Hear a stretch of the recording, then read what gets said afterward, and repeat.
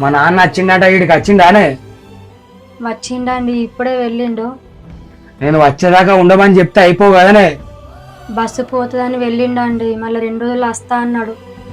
సరే నేను వదిలే. ఊరేమండి నువ్వు? తోటకూర వండిన. ఇంతకా డబ్బులు ఆటో గట్టిరా అండి. ఆటోకు కడతానే వెళ్ళిన, మొత్తం డబ్బులు ఇవ్వకుంటే వాడు తీసుకుని అన్నాడు. మరి ఆ డబ్బులు ఏం చేసిరండి? బెట్టింగ్ లో పెడితే డబ్బులు వస్తాయని పెడితే మొత్తం పోయినాయి.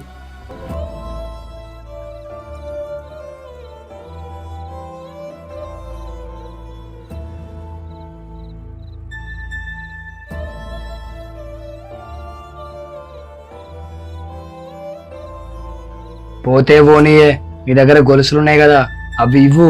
అవి పెట్టి ఆడితే రేపు పోయిన డబ్బులు మొత్తం గెలుచుకత్తా. గొలుసులు తాకట్టు పెట్టే కదండి, మొన్న అనిగాన్ని హాస్పిటల్ తీసుకెళ్ళినా.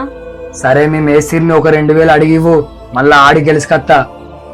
మా నాన్న ఆపరేషన్ కోసం దాచిన డబ్బులు మా అమ్మ ఇచ్చింది.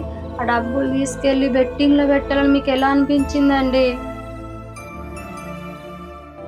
మీరు మారేరు, ఆటో కొనిస్తానన్నా మన బతుకు మారుతుందని ఎంతో ఆశతోటి ఆ డబ్బులు తీసుకొచ్చి మీ చేతిలో పెట్టినా, కానీ మీరు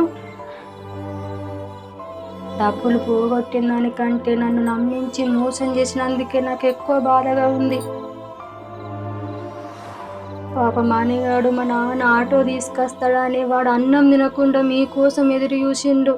ఇప్పుడు వాడికి ఏం చెప్తారండి మీరు?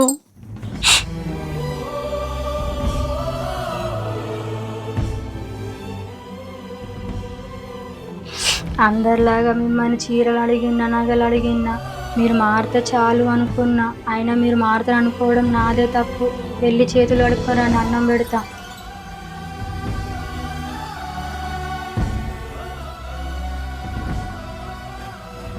కన్న తండ్రిని కాదని పెద్దనాన్న మాటలు విని తండ్రిని చంపడానికి సిద్ధపడ్డారంటే రేపు ఇంకా ఏం చేస్తారని నాకు భయం అవుతుందండి. మీ వల్ల బయట నాతో ఎవ్వరు మాట్లాడతలేరు. నేను పడే బాధ మీకు చెప్పాలంటే ఈరోజు సరిపోదండి. ఇన్ని రోజులు నా సంతోషం నేను చూసుకున్నా, కానీ నన్ను నమ్ముకొని వచ్చిన నా భార్య బిడ్డని ఏ రోజు కూడా ఎలా ఉన్నారు అని అడిగింది లేదు. నేను ఏం చేసినా సరే గుండెల్లో బాధను దాచుకొని నాతో నవ్వుతూ ఉన్నది తప్ప ఏ రోజు నన్ను ఏమీ అనలేదు. ఇప్పటికైనా నేను ఈ తాగుడు మానకుంటే నా ఈ జీవితానికి అర్థం ఉండదు. తను నా నుంచి కోరుకున్నది నాలో మార్పును మాత్రమే. నేను మారి తనకు చూపించాలి.